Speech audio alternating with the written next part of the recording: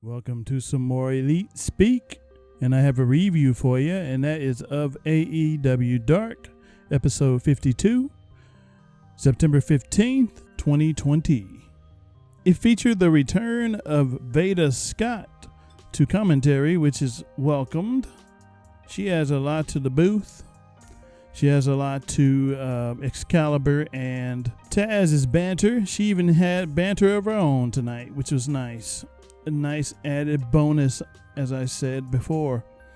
And hopefully she is there onward because she is good. She's good at what she does, commentary, and she can also wrestle.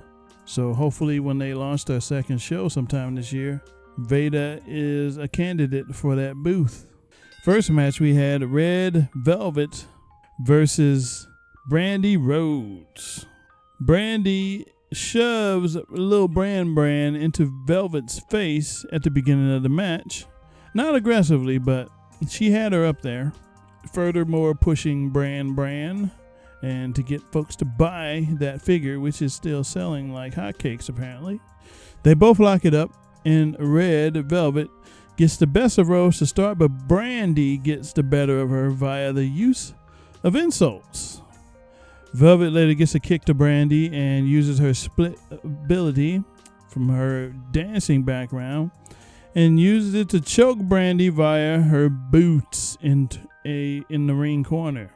Brandy then retaliates with a shot of Brandy, aka a pump kick, as she gets out of the corner to Red Velvet. Later, she gets the sling blade off for a 2 count on Velvet. Anna Jay, Dark Order's Anna Jay, later comes out and stands on the entrance ramp, and this distracts Brandy for a bit, and it allows Red Velvet to get a reverse DDT off on Brandy. This furthers the feud that Brandy and Anna Jay has going right now. Eventually the two will meet in the ring. It'll probably happen at the anniversary show, maybe. It's possible. It's a few weeks off. That makes sense. Red Velvet then gets 2 sling blades of her own off on Brandy and delivers knees to Brandy and goes for a cover and gets a 2 count. But Brandy later hits her bionic spear on Velvet and gets a rear naked choke off on Velvet, which sends a message to Anna Jay, who was still watching the match. And this allowed Brandy to get the win using the Queen Slayer's move. And she sent a message to Jay while using her own rear naked choke to win her own match. It was an okay match. I give it a 2. It's a dark match. It had a storyline and it served its purpose. Next match we had Butcher and the Blade versus Daniel Garcia and Kevin Blackwood. I didn't get to take too much notes on this match because a lot was happening, but the Butcher and the Blade immediately started to pummel Blackwood and Garcia.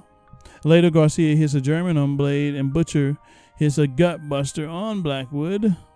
But in the end, the Butcher and the Blade hit the full death on Blackwood for the win. This gives them momentum moving into Dynamite. That match gets a 2. Dark match served its purpose, gave the Butcher and the Blade momentum. Third match, we had Danny Jordan versus Penelope Ford. And the first thing I noticed was that Danny Jordan lost a lot of weight. She'd been putting in work during her time away from AEW with an injury apparently. But she used her time wisely and got into better shape. She lost her gut and she looks better for it. And she seems to be moving around the ring a lot better too. Ford drives Danny's neck into the ropes and covers for a 2. This happened later in the match. Sabian was then seen looking through Danny's burn book. Ford delivers a gut buster of sorts to Jordan, then rips up a page from her burn book that Kip apparently found. And it featured a picture of Ford and some insults. She got burned, but she ripped up the page and shoved it into Danny Jordan's mouth. Jordan later goes for a German, but Ford reverses and stuns Jordan. Ford later delivers a shotgun dropkick to Jordan and immediately hits her with a perfect plex to win the match. I said it once and I'll say it again. I'm not a fan of a fisherman suplex type maneuver used as a finisher. Come on, we can do better than that. It's just not impactful enough for me. But I like Ford, but I just wish she changed up her finisher. The match gets a 2 for me. Another dark match. It served its purpose. Gave Ford another win and a bit of momentum. Next match, we had Brian Cage versus Ronnie, aka the guy whom ate 2 cakes whole on BTE this past week. Starks is out on commentary during this match, Ricky Starks. Cage gets to work on Ronnie in the corner and delivers a chop. Ronnie gets a comeback, but Cage cuts it short with a clothesline. Ronnie ducks a ripcord and delivers a sit-out powerbomb on Cage. Ronnie then pulls out a hot dog from his pouch in the corner of the ring and delivers an elbow drop with said hot dog to Cage. And apparently this was to the delight of many fans in the chat, because a lot of people liked this move. They thought it was funny, and they wanted to see more of the hot dog man, Ronnie. But this wasn't enough to put Cage away, though. After that hot dog elbow drop, the most electrifying move in sports entertainment, Cage pops up and kicks and 619s Ronnie, and then delivers his drill claw for the win. I just wish they'd do more with Cage. I don't know what they're waiting on. What are they saving Cage for? Come on. Give the guy a storyline or something. Let him do something. We barely seen what Cage can do. I give the match a 2. Another dark match served its purpose. Gave Cage momentum.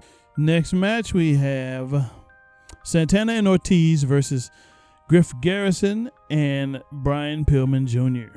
Pillman shows up with his mat wrestling kip-up skills, and Santana was not impressed. This started the match. Griff later tags in, and Santana greets him with a chop. And Griff then delivers one of his splashes to Santana in the corner. Ortiz later gets a tag, and both Santana and Ortiz hits a double team move on Garrison. Ortiz then delivers a gut-wrench suplex on Griff, then gets a short arm clothesline on Garrison, and Ortiz tags in Santana, and they continue to work over Garrison, building up that Pillman hot tag. Pillman later gets the tag and chops Santana something fierce. Yeah, Santana ducks Pillman's clothesline and topes Garrison. Ortiz then sit-out powerbombs Pillman, and he gets pinned nonchalantly for the win. Pillman paying his dues in AEW. And Santana and Ortiz walk away with the win. I give it a 2. I'm leaning on a 2.5, but I'll give it a 2. Dark match. It served the purpose. It gives Santana and Ortiz momentum going into their parking lot brawl tonight on Dynamite, which I heard is good. Tonight's episode is pre-taped, so they have a chance to make it good. Let's just hope it is. Next match, we had Jesse Sorensen versus Will Hobbs, coming off of his first win last week on Dark. Hobbs goes in on Sorensen immediately with a clothesline to start. Hobbs then pushes off a Jesse crossbody. Sorensen attempts to come back but gets a patented spine buster for his troubles. Will Hobbs then follows that up with an Oklahoma Stampede for the win. Will Hobbs continues his winning ways. Who knows what's in store for him? Good match. I give it a 2. Served its purpose and gave Will Hobbs momentum. He keeps on rolling. Rashay Chanel and Skylar Moore versus Ivelisse and Diamante. Moore and Ivelisse starts the match off. Moore shows off some of her power with arm drags and body slams to Ivelisse. Diamante then gets a quick tag in, and Moore gets the better of her. Chanel then gets a tag. She retaliates with a few arm drags and goes for a smooches move where she prances around the ring into the ropes to do something, but Diamante delivers an uppercut to stop that in its tracks. Ivelisse then gets the tag and works over Chanel. Later gets a butterfly suplex off on Chanel. And Diamante delivers a running drop kick to Chanel in their corner. Moore later gets the hot tag and head scissors Ivelisse and delivers a front slam to Ivelisse for a 2 count break.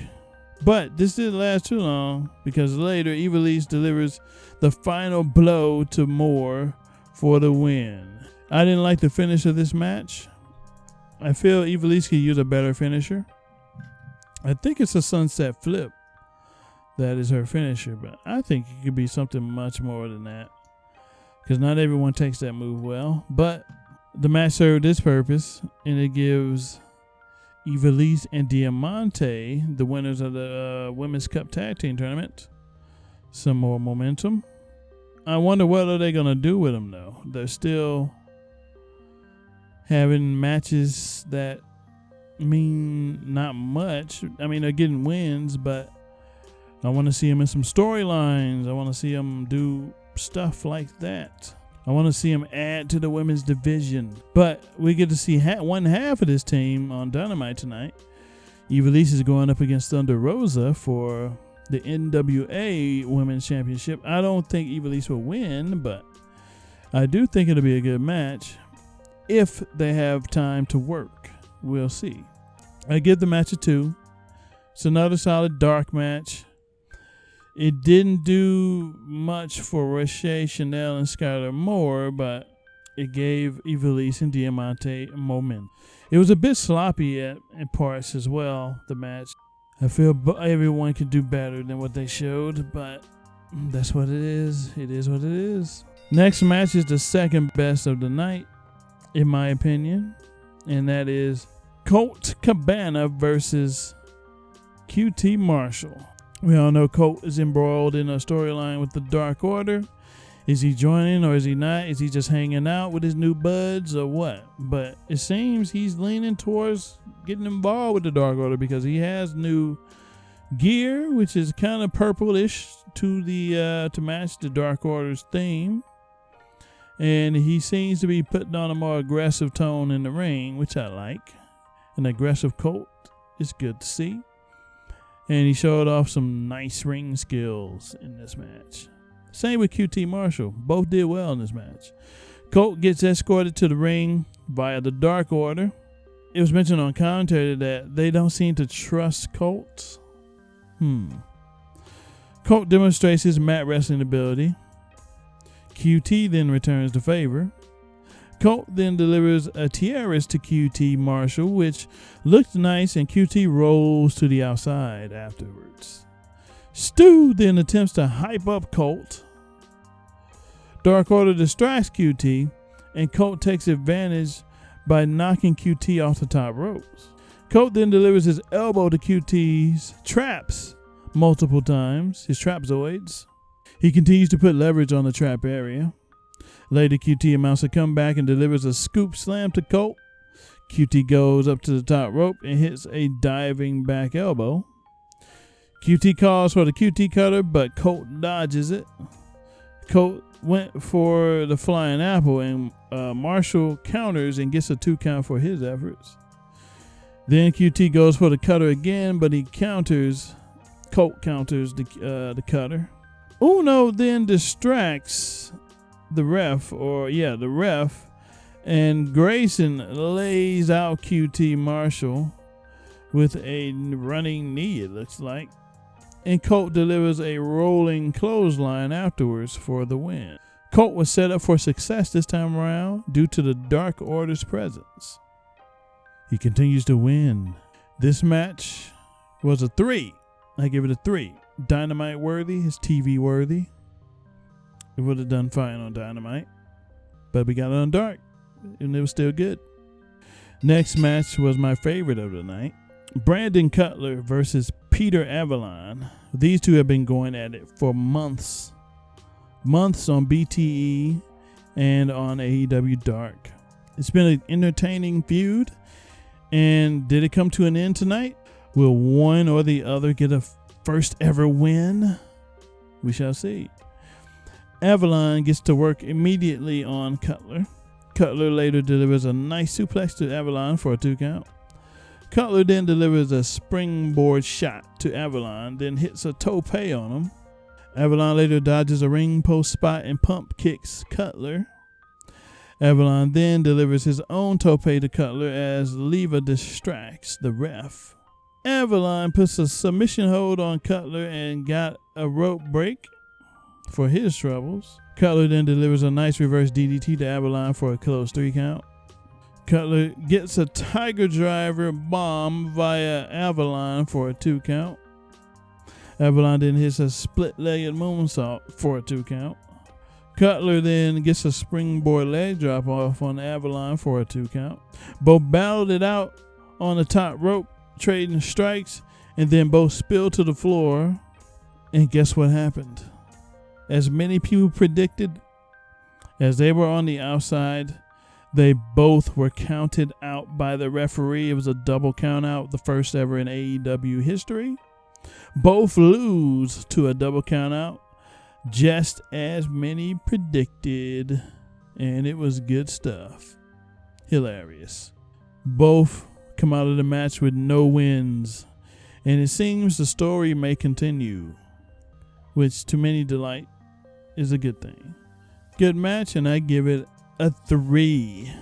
It could have been on Dynamite, but instead it was on Dark because the story mostly has been built up online. So that's where it is. And it was a good match. Gets a 3 rating. Next match, we had the Best Friends versus Max Stardom and Dante Smiley. Smiley and Trent start the match off. Trent takes him down via headlock, and Smiley comes back with a nice leapfrog and dropkick. Trent then came at him with a running knee, and Chuck gets the tag and continues beating down Smiley. Trent later begs to get hit, and he uses it to put Smiley in his place as Trent rapid fire strikes to Smiley. Smiley then delivers a flipping neckbreaker to Trent, then tags in Stardom. Stardom then delivers a Cadora to Trent, but Trent later gets a back suplex to Stardom, ruining his momentum. Chuck then gets the tag and runs wild on both Stardom and Smiley. He follows both outside the ring, and Trent later delivers a spear to Stardom. Then we got a soul food half and half. And Chuck later delivers a stuffed power driver, and then Trent immediately after delivers a sit-out power driver for the win. Good match, and it gives the Best Friends momentum going into their parking lot brawl with the Santana and Ortiz, which should be good. The match gets a 2.5. I liked it, mainly because of how aggressive the Best Friends were, and I wish they would be this aggressive in most of their matches. If they showed this side in most of their matches on TV, a lot more people would give them respect. They'd be even more over than they are right now. Most people like to see comedy and all that stuff, so that's what we're going to get. But I like the aggressive side of both the Best Friends and Santana and Ortiz, but we only seem to get that side online and not on Dynamite, which is sad. 2.5 match. Next match was the third best of the night, and it was the Dark Order, 4 of them, versus Private Party and the Gun Club. This was a good match. Billy and Alex Reynolds started the match. Reynolds attempts to whip Billy, but to no avail. Austin later finds himself in the match, and he brings his intensity, but later gets overwhelmed in the corner of the Dark Order. Silver later gets a hold on Quinn, and the Dark Order then overwhelms him in their corner. Uno then gives Quinn a delayed suplex for a 2 count. Quinn later Ranas both Reynolds and Silver, but he gets prevented from tagging. Billy later gets the hot tag and runs wild on everyone. Stu then strikes Billy, but he delivers the one and only to Stu for a 2 count. Only old school folks would know what the one and only move is, and you'll know it when you see it. From the one Billy Gunn. Billy attempted to fame ass Stu, but he gets diverted to the outside. Silver then kicks Quinn repeatedly and delivers a suplex after. Nice sequence. Billy then fame asses Stu Grayson but Uno boots Billy immediately after. But later, the fatality is delivered to Austin Gunn for the win. The Dark Order stays on a roll.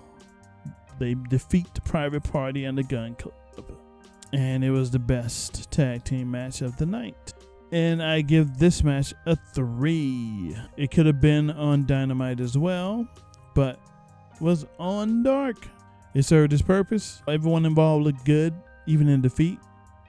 And there you have it, your AEW Dark review for episode 52, September 15th, 2020. Stay tuned for the Dynamite review coming up later on the channel tomorrow. Catch you then.